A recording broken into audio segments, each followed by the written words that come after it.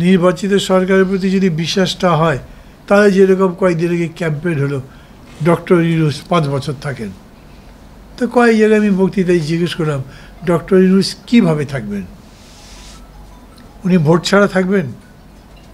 আমি আপনাদের প্রত্যেকের বিবেকের কাছে প্রশ্নটা রাখি, কিন্তু উনি কি ভোট ছাড়া থাকবেন? থাকা উচিত হবে মনে করেন? সেই প্রস্তাব দেবেন? আচ্ছা, আজকে যেরকম করে ডক্টর ইউনূসকে ভালোবাসছেন, 5 বছরই যদি উনি ক্ষমতায় থাকেন, 5 বছরে এই রকম ভালোবাসা নিরন্তর থাকবে? স্বামী স্ত্রীর গভীর ভালোবাসায় 5 বছর ঠিক থাকে না। তো ডক্টর ইউনূসের প্রতি ভালোবাসা তো আপনার গিভ অ্যান্ড টেকের উপরে নির্ভর করে। দাম বেড়ে গেলে আপনার মন খারাপ হয়ে যাবে। একদিন এটা কোথাও যদি হামলা করে মারপিট হয়, মন খারাপ হয়ে যাবে। একটা কড়া বক্তৃতা দিলে, বিবৃতি দিলে মন খারাপ হয়ে যাবে। ও একেবারে কচু পাতার পানির মতো ওই জনপ্রিয়তা, ওগুলোর কোনো মূল্য নেই খুব।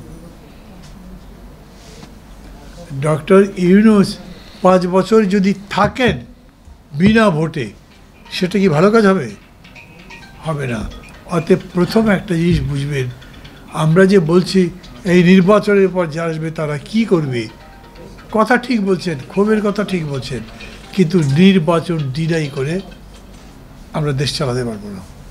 যদি গণতন্ত্রে বিশ্বাস করেন, তাহলে নির্বাচনের কথা বলতে হবে, নির্বাচনের পক্ষে বলতে হবে।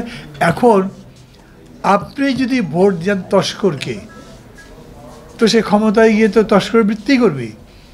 আপনি যদি চোরকে ভোট দেন, তাহলে সে ক্ষমতা গিয়ে চুরি করবে। তার জন্য তো তাকে দোষ দিতে পারবেন না।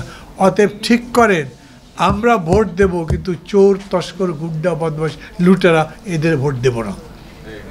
ক্যাম্পেইন করলে সেইটা করেন, না হলে নির্বাচনের বিরুদ্ধে বললে কিন্তু আপনার কোনো লাভ হবে না, বরঞ্চ নিজের পায়ে কুড়াল মারবেন, নাহলে আর্মি আসবে। এই ঈদে জামা জুতো অ্যাক্সেসরিজের ডিসকাউন্ট।